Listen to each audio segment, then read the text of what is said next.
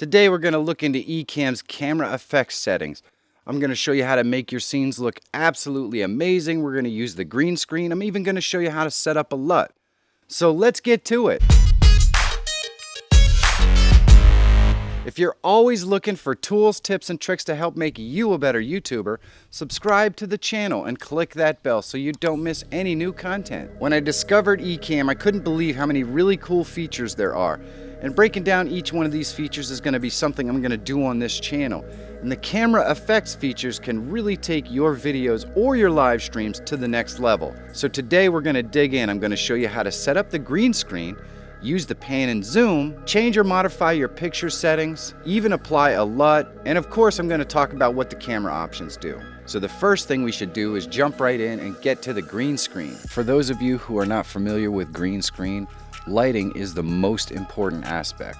So for me to do this outside is actually a big benefit because the green screen is independently lit. I don't have to really worry about too much at all. But if you have trouble green screening at home because your lighting is not good enough, what you want to do is try to separate yourself from the green screen as far as you can and then independently light the green screen from yourself. Meaning you want lights that are specifically just lighting up the green screen, and then you want lights that are specifically lighting up you. And the trick to doing that is to try to make sure that the lights lighting up you don't cast any shadows on the green screen. And therein lies the biggest trick to green screen work. You don't want to have any shadows on your green screen if you can help it. You want it to be all one color. And that's why working outside with a green screen is really easy. I don't know exactly why anyone would want to green screen out my amazing background at the moment, but we're going to do it anyway. Okay, so I have my green screen loaded up here. You can see on my green screen that I have some stuff that's visible that I don't want to be visible. So I'm going to go down here and I'm going to click and check the zoom and pan, and then I'm going to kind of zoom in a little bit here to try to eliminate that. It doesn't take much, and there we go. I can move it around a little bit to center myself on the screen. So once you have your green screen set up, I can just check the green screen button, and boom, it automatically defaults to this brick background, which is pretty cool. If I turn on blur background, you can see what that does. It kind of gives you a little bit of a bokeh effect, and you can adjust how much blur you get in your background, which is very cool. Some blur looks natural, whereas other blur just looks kind of ridiculous. So you want to set your balance where you want to have it. If I go up here to fade level, you can see that it will adjust the actual green screen so that I can eliminate any kind of green edging around my head. And if you do too much of it, it adds a blue tint, or if you go too much the other direction, it will kind of make you disappear as well. You don't want that. You want to find a good balance. Now you have a drop down here and you can change all of your background files. All of the ones you see listed here are included with Ecamm, and a lot of them are video backgrounds, which is totally cool. I like the beach one. We've seen the brick one already. There is one in the castle, and just some nice colorful backgrounds. That's pretty cool. Nifty little shelf back there, and a nice office shot. That's really clean and nice. Here is just a nice house shot, kind of a full house. Beautiful palm tree background. You got your palm trees swaying in the background. I like that. That's nice. This tunnel one's pretty cool. And then you just have the white wall background. That's really awesome. Now you can also drop your own background video or images on here. All you have to do is click this. You can search for them, and you just select a file, and there you go. Shows up in the background. That's a static image, but you can add videos as well. You can also just drag and drop an image onto there, and it will change it up, and it's pretty simple.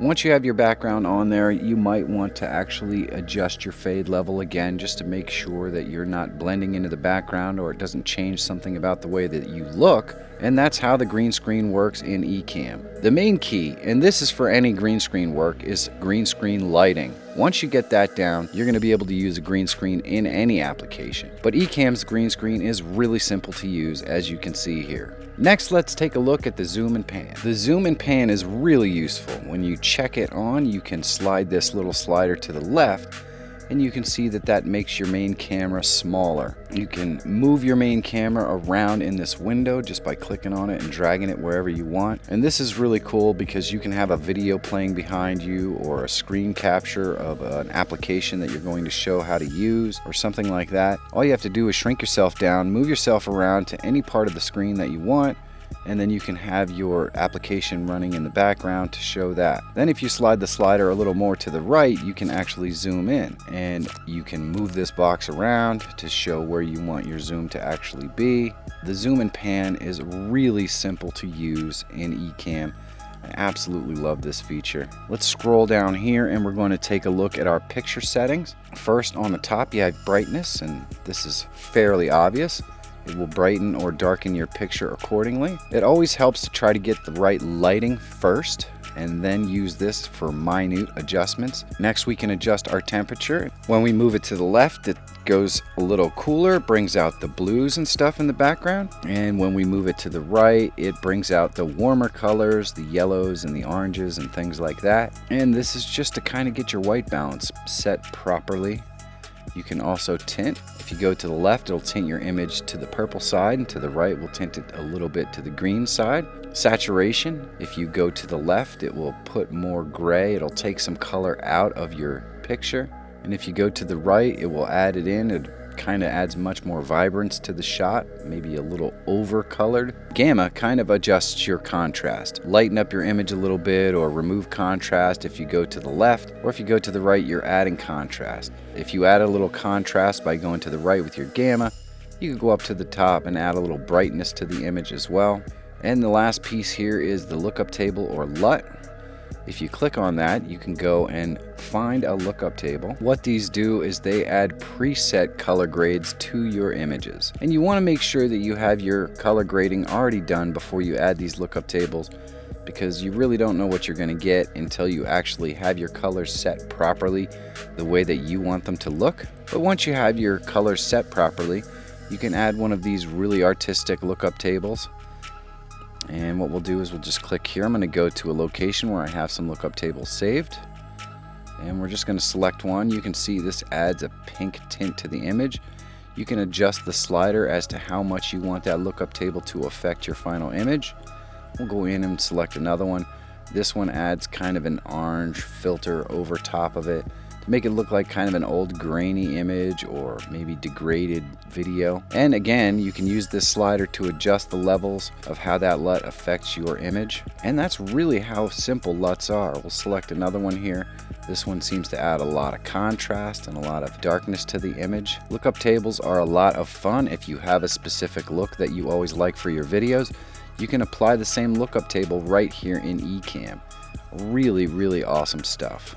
And the final piece here is the camera options. If I click mirror, you can see it flips my screen horizontally.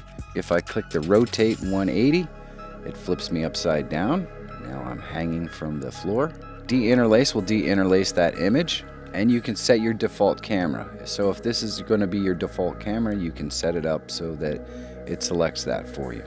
So there you have it. It's really easy to adjust the camera, set your color balance, add LUTs, green screens, and all kinds of other really cool stuff to Ecamm. If you want to see a full walkthrough of everything that Ecamm can do, you should check this video out right here. And if you're always looking for tools, tips, and tricks to help make you a better YouTuber, subscribe to the channel. My name is Michael Fire Jr. Thank you so much for watching. Have a great day, and I'll see you in the next one.